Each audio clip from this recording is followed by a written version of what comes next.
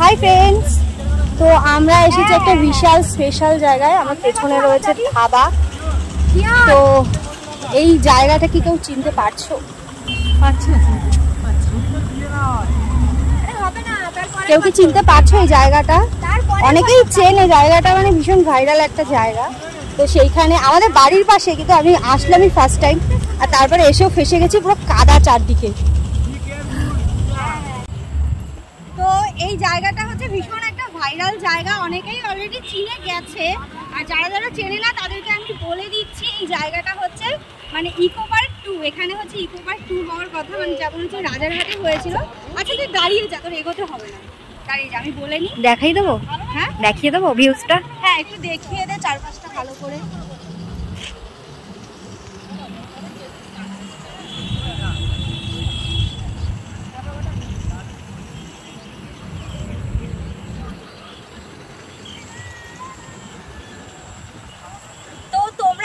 দেখে নিলে জায়গাটা। তো এই জায়গাটা হচ্ছে আমাদের একদম বাড়ির কাছে, মানে আমাদের বাড়ি থেকে আসতে এখানে 5 মিনিট, মাত্র 5 মিনিট সময় লাগে।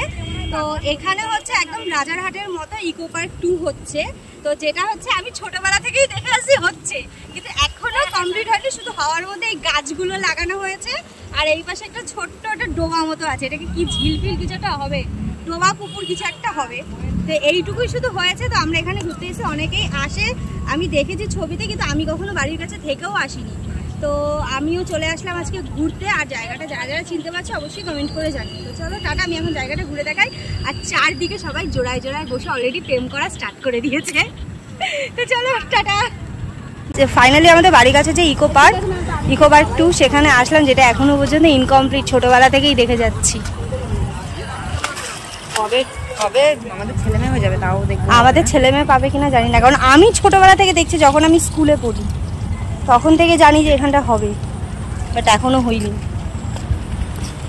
তো গাইজ এখন আমরা যাচ্ছি কাদার মধ্যে দিয়ে, জম্মের কাদা। এই কাদার মধ্যে দিয়ে আমরা যাচ্ছি। ওই যে মোটু মার্কা লোকটা স্নান করছে, এই যে এইখানটায় আমরা যাবো। ওখানটায় একটা সিঁড়ি আছে, তো আমরা ওখানটায় যাচ্ছি এখন।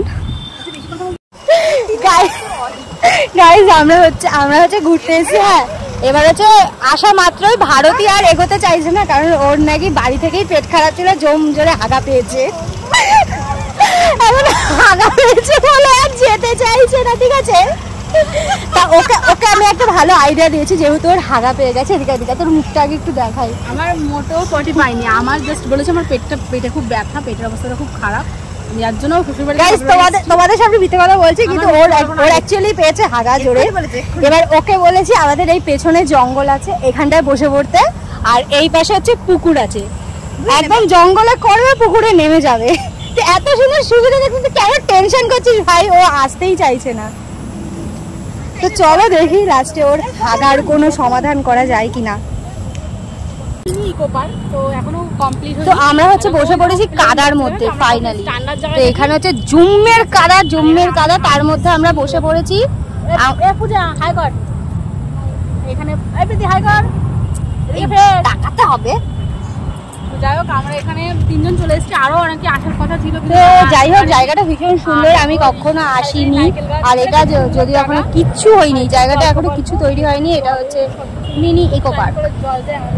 এদিকে এ ব্লক করছে, মাঝখান থেকে আমি হচ্ছে গিয়ে মানে যাই হোক, তোমাদেরকে একটা কথা বলে দিই, আমার এই বান্ধবীর সাথে তোমাদের কারো কোনো পরিচয় নেই, তোমরা একে চেনোই না।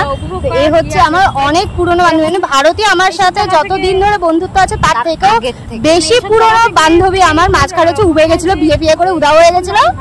আবার বিয়ে ছিল কি বল? না বিয়ে ছিল না, ওটা হচ্ছে বিয়ে মানে ওটা একটা প্রাঙ্ক ভিডিও ছিল ওদের। তো পাবলিকের সাথে প্রাঙ্ক করার জন্য একটা বিয়ে করেছিল। কি ভাই এখানে এসে তোমার কেমন লাগে? এখানে এসে অতীব জঘন্যতম ভালো। নাকি? ওই দেখো, একটু জুম করে দেখাও, সুন্দর প্রেম করছে। তো গাইজ এখানে এসে যেটা দেখতে পারলাম, এখানে এখনো কিছুই হয়নি, কিন্তু এদিকে হচ্ছে চারদিকে সব প্রেম চলছে। প্রেম চলো ধাবাই গিয়ে তোমাদের দেখাবো। এখানে এসে কিছু দেখতে পাই বা না পাই, দেখেছি সবাই প্রেম করতেছে। চলো তোমাদেরকেও একটু দেখাই যে ঠিক আছে। সব বিয়ে তো গাইস আমি জানি না তোমাদেরকে কতটা দেখাতে পারবো, তো এইখানটায় এই যে অতটা ভালো বোঝা যাচ্ছে না গাইস, আমি গরিব মানুষ, আমার ক্যামেরা ভালো না, ঠিক আছে। এই যে দেখো এখানে এখানে সব প্রেম চলছে গাইস। ওই দেখো দেখা যাচ্ছে রামধনু, রামধনু অর্ধেক উঠেছে, অর্ধেক ওটা একটুখানি উঠেছে। ওই আমাদের লাইভের অর্ধেক পাশ শেষ হয়ে গেছে, তাই জন্য ও অর্ধেক দেখা দিল। রামধনু কখন ওঠে জানিস তো? বৃষ্টির পরে রোদ উঠলে রামধনু ওঠে। কি সুন্দর লাগছে রামধনুটা, কমেন্ট করে জানাও ফ্রেন্ডস। পুরোটা ওঠেনি তো গাইস। এখন আমরা হচ্ছে এখানে পা মেলে আরাম করে বসছি। বল কথাটা বল, এখন আমরা করলেই তুই পা ধুতে এসেছি। এখন হচ্ছে আমরা ভীষণ জলের কাছে, আর এখানে একটা ক্লিনিক প্লাস শ্যাম্পু,